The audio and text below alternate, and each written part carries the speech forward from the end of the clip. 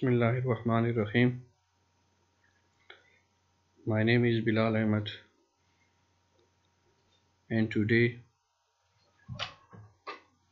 in DC machine and transformer we have lecture number 4.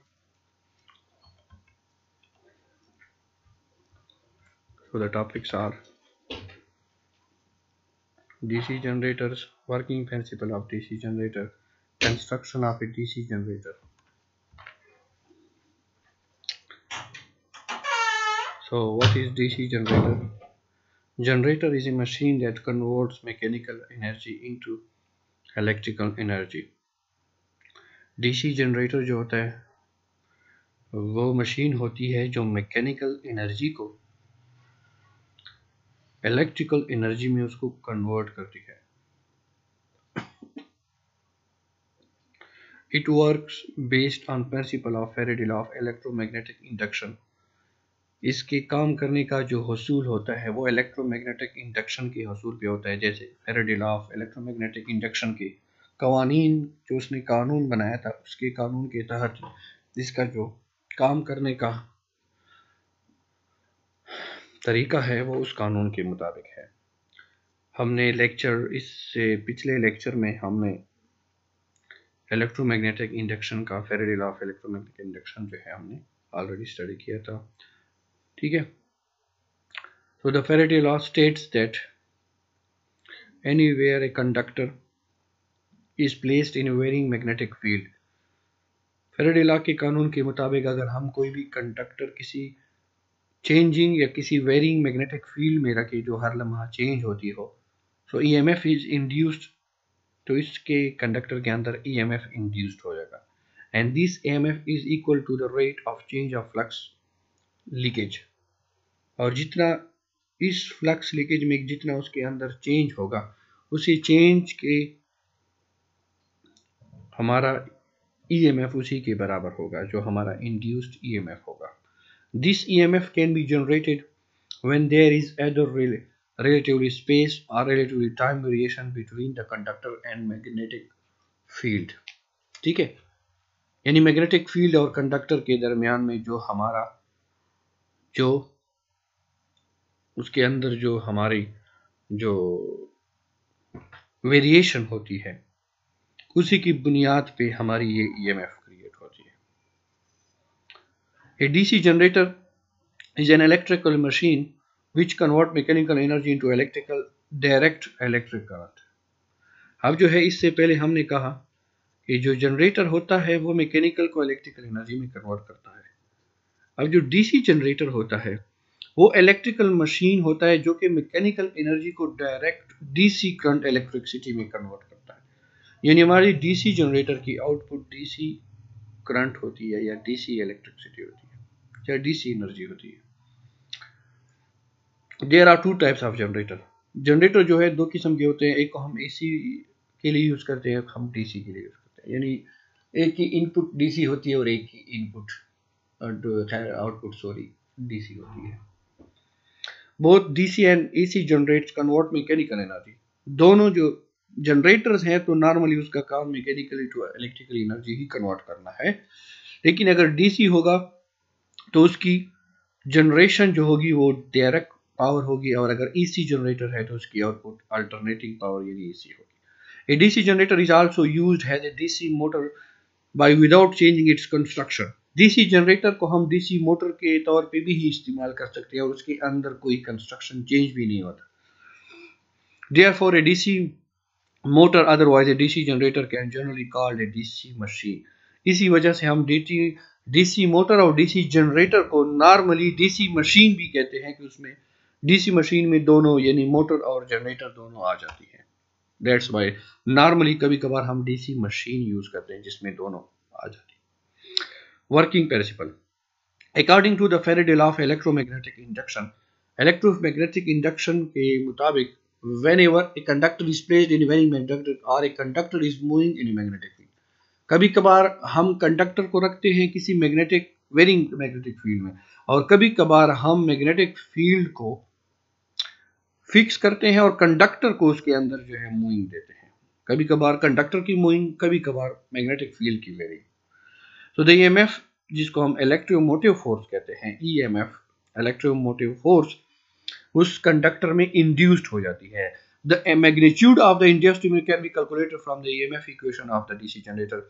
और उस EMF जो वहां पे इंड्यूस्ड ईएमएफ जो प्रोड्यूस हो जाता है उसको हम जो कैलकुलेट कर सकते हैं वो ईएमएफ इक्वेशन से कर सकते हैं। If the conductor is provided with closed path, और अगर उस मैग्नेटिक फील्ड के, उस वेरिंग मैग्नेटिक फील्ड के अंदर जो कंडक्टर पड़ी है और उसमें जो इंड्यूस्ड ईएमएफ पैदा हो रही है, अगर उस कंडक्टर का पाथ क्लोज है, अगर पाथ क्लोज है तो उसमें करंट भी पैदा होगी। There will be induced current will be circulate within the path, क्योंकि करंट का फ्लो तभी पॉसिबल हो सकता है जब उसका पाथ क्लोज होगा। In a DC generator, the field coil produce an electromagnetic field and the armature conductors are rotated into the field.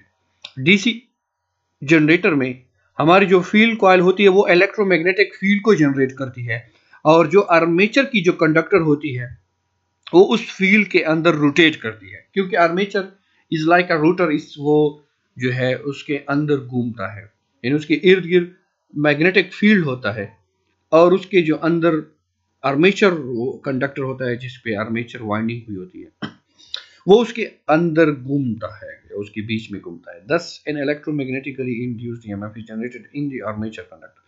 इसी वजह से जो हमारा EMF जो होता है वो आर्मेचर कंडक्टर में पैदा होता है। The direction of the induced current is given by the feminine right hand rule।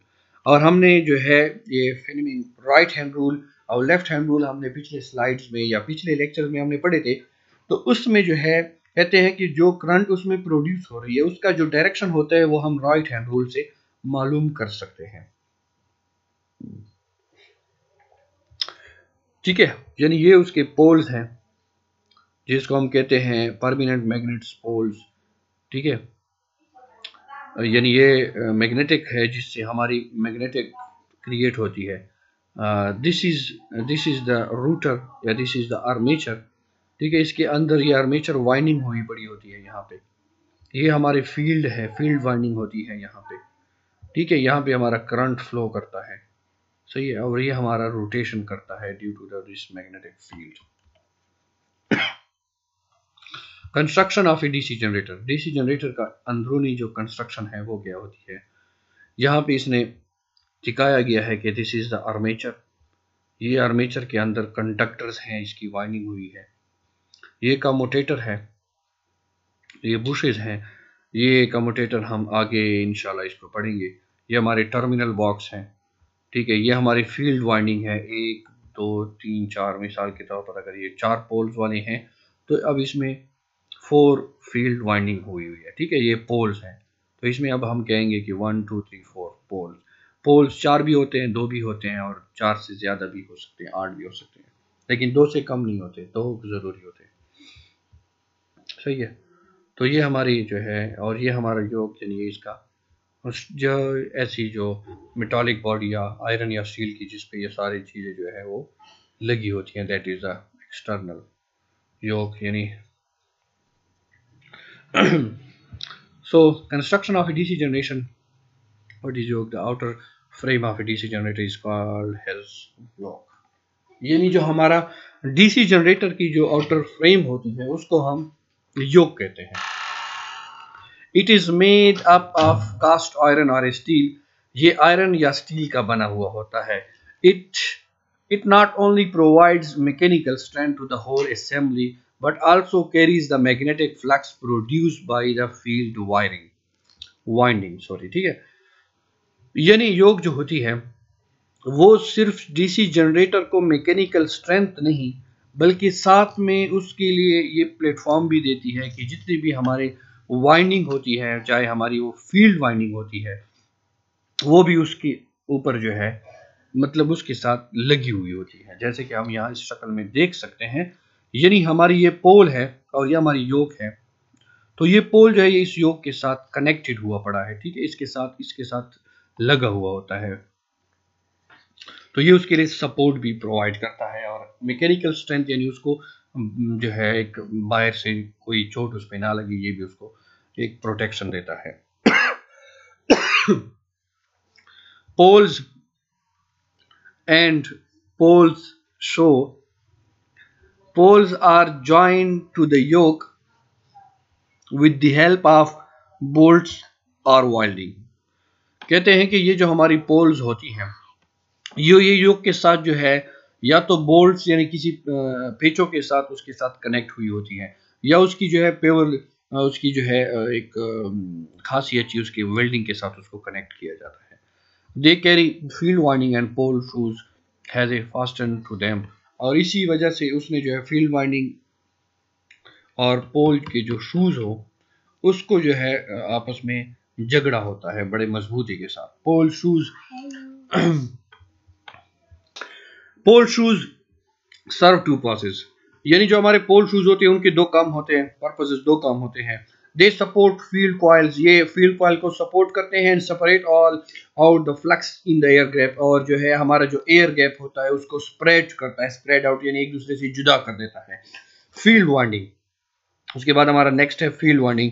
They are usually made of copper, normally जो हमारी जितनी भी वाइंडिंग्स होती हैं वो कॉपर में होती है, और कॉपर में हो so that is very good, क्योंकि कॉपर में जो है हमारा करंट इजीली फ्लो होता है और हमारे लॉसेस कम होते हैं। तो ये यहाँ पे हम जो देख सकते हैं ये वाइंडिंग जो हुई पड़ी है दैट्स कॉपर, इसकी कलर ऐसे golden colour like a gold होता है सोने की तरह, और ये जो होता है बहुत नरम होता है, और अगर हमारी वाइंडिंग कॉपर की हुई है सो हमारी वाइंडिंग जो है वो रिलायबल होगी और उसकी परफॉर्मेंस अच्छी होगी। फील्ड कॉइल्स आर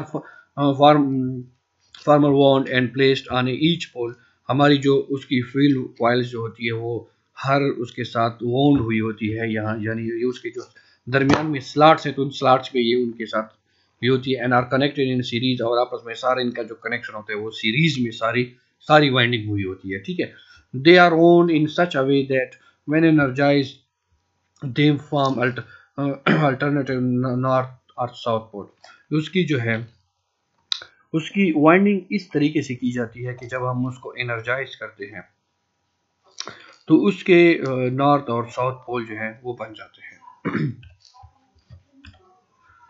सही है। उसके बाद हमारा नेक्स्ट है armature core. Armature core is the router, so armature core is the router of the DC generator, यानी आर्मेचर की जो कोर होती है ये हमारी डीसी जनरेटर में एक्ट लाइक अ रूटर, ये एक रूटर की तरह बिहेव करती है, रूटर की तरह ये। It is a cylindrical in shape with slots to carrying armature winding, ये सिलेंड्रिकल शेप का होता है और इसमें स्लॉट्स होते हैं और उन स्लॉट्स पे आर्मेचर वाइंडिंग हुई होती है। The armature is built up of thin laminated circular steel disc for reducing eddy current losses। हमारा जो आर्मेचर होता है हमारा जो आर्मेचर होता है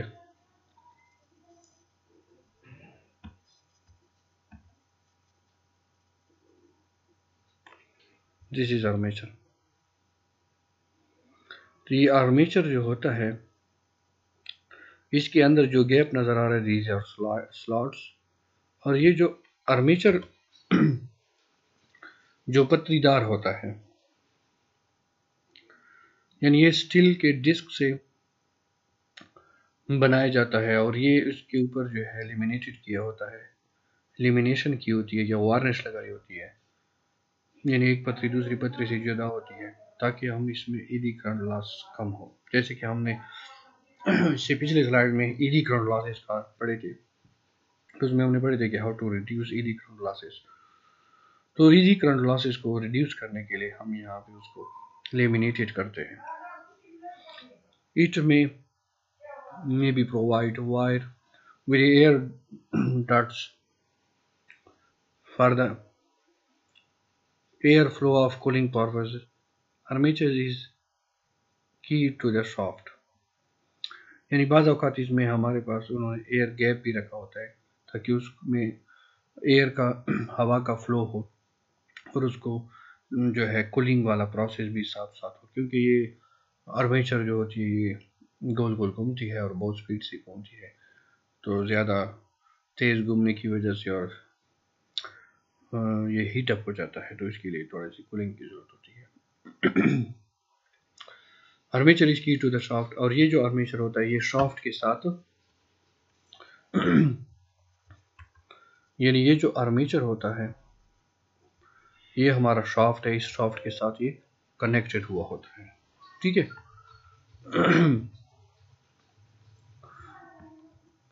उसके बाद हमारा है आर्मेचर वाइंडिंग। It is